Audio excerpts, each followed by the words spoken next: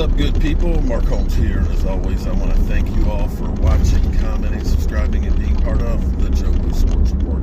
Without you guys, as well as you ladies, you know that this literally does not work. Nostalgia time. You know, I'm actually driving through western Maryland right now, and it looks like the land that time forgot. And what's crazy is we just went through Cumberland, Maryland, and Frostburg.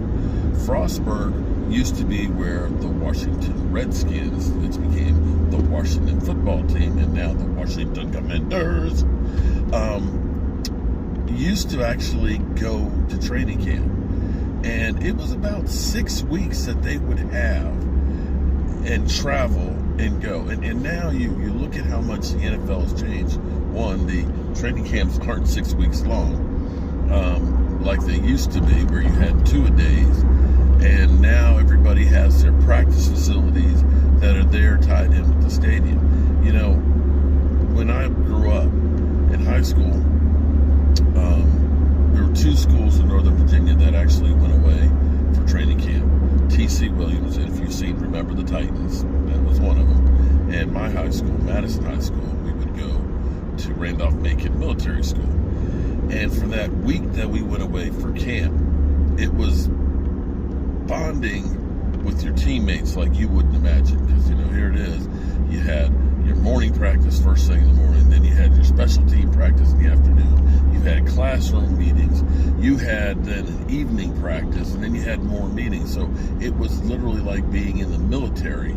And just having that time, getting to know your teammates, was a totally different world. Now, training camp, there's one practice. There's only 14 padded practices before the season starts. You don't have even anywhere close to the amount of work and stuff that's there. But be that as it may, I'm just old. You know, I guess the more you learn, the more you know, the better you do, I guess. We'll see how that works out. I still believe that the work that we put in, the padded practices and the hitting and things like that, taught you how to hit, how to get hit, and how to lessen the blow. That's my own personal opinion. I still don't see how you can not hit and then go on Sunday 100 miles an hour. To me, it would be like NASCAR drivers practicing at 55 miles an hour and then going at 220 miles an hour at game day or race day. It just doesn't work. But be that as it may, okay, that wasn't really my initial thoughts while I was coming through here, but the nostalgia hit. One thing the Cowboys have been fortunate to have happen to them over and over again is they find guys that are diamonds in the rough. And it seems like almost on a yearly basis they find guys that have been journeymen, no names, and things. Guys that when we sign, we're like, here we go, signing another nobody. You know, just typical Cowboys. They won't spend any money on good players. And I guarantee you, when we signed Jayron Kearse last year, that was exactly what we said. We all probably went, you know, the same way Thomas Garrett. You know how you are, Tom. Mark. Man, you actually woke me up for that. You put a breaking news for this guy? Yeah. But we might look back next year, and we might have that Jayron Kearse, who numbers were as good as Bruda Baker's last year. We didn't think that when we signed him. Not anywhere close to him. And I can think back to guys like George Selvey. George Selvey, who had been on 4 teams before he came to the Cowboys, had a total of 3.5 sacks. Came in with the Cowboys, working with Rod Martinelli, ended up having 7 sacks. Boom. You know, that was one of those great players that you had that you didn't think you were going to get much out of. And you can think of David Irving. Now, David Irving, that guy could have been a Hall of Famer had he had the mentality and the drive to go with his physical talents. But the Cowboys picked him up from the Kansas City Chiefs practice squad. And he ended up playing pretty well. Again, his desire was the problem with him actually wanting to play. So, as we hired Malik Jefferson, just being signed, here's the crazy thing. I bet you nobody, and I know somebody else is going to use this, but remember, you heard this here first. I'm going to call him Captain C. You know why I'm going to call him Captain C? because every team he's been in has a C. He's now with the Cowboys. He was with Cleveland. He was with Cincinnati. He was with the Colts. And he was with the Chargers. 5 C's. 5 C's. Can you believe that? I guess if he leaves the Cowboys, he should go to Carolina. That would be the trifecta. Trifecta is 3. What's sixfecta? I don't know.